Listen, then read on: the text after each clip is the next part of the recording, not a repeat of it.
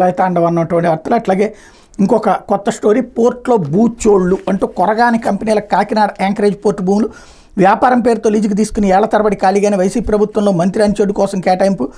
Mate marine company పేరిట 5 ఎకరాలకు పైగా అప్పగింత. జిఎంఆర్ శక్తి గ్యాస్, ఈస్ట్ వెస్ట్ మెరైన్ కంపెనీలది అదే బాట. ఒక్కో కంపెనీ 7.5 కోట్లకు పైగా లీజు బకాయిలు. కారు చౌక ధరలతో భూములు కొట్టేసి డబ్బులు కట్టని వైను.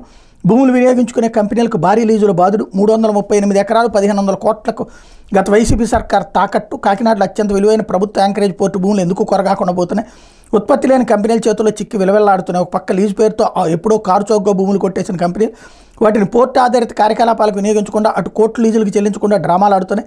ఒక పక్క తమ కంపెనీ అవసరాలకు భూములు లీజుకి ఇవ్వాలని పలు సమర్థ కంపెనీలు అడుగుతున్నా పట్టించుకోకుండా గత వైసీపీ పాలనలో కీలక నేతలు అడ్రస్ లేని తమ అనుయాయి కంపెనీలకు అడ్డగోలుగా భూ కేటాయింపులు చేసుకున్నారు. మాజీ మంత్రి చెల్లుబోయిన వేణు అనిచెడ్డి కంపెనీకి 5 ఎకరాలు కట్టబెట్టేశారు. ఆ కంపెనీ ఇప్పటికే ఉత్తుత్తే మొదలు పెట్టకుండా భూములు ఖాళీగా పెట్టింది. శక్తి గ్యాస్, ఈస్ట్ వెస్ట్ మెరైన్ తదితర కంపెనీలు ఎప్పుడో భూములు తీసుకుని ఖాళీగా ఉంచేశాయి అన్నటువంటి వార్తని హైలైట్ చేశారు. ఇప్పుడు జిఎంఆర్ తక్కువది కాదు, శక్తి గ్యాస్ తక్కువది కాదు, ఈస్ట్ వెస్ట్ మెరైన్ తక్కువది కాదు, వాళ్ళు పెట్టలేదు.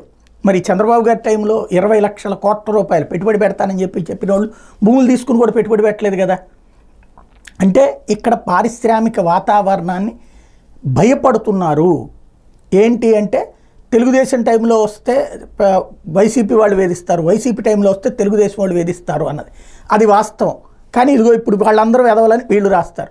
రేపు పొద్దున ఇప్పుడు తెలుగుదేశంలో వచ్చిన వాళ్ళందరూ ఎదవాలని చెప్పి రేపు పొద్దున వాళ్ళు రాస్తారు. ఏదో ఒక పొలిటికల్ ఎఫిలియేషన్ లేకుండా పరిశ్రమ పెట్టడానికి కుదరట్లేదు.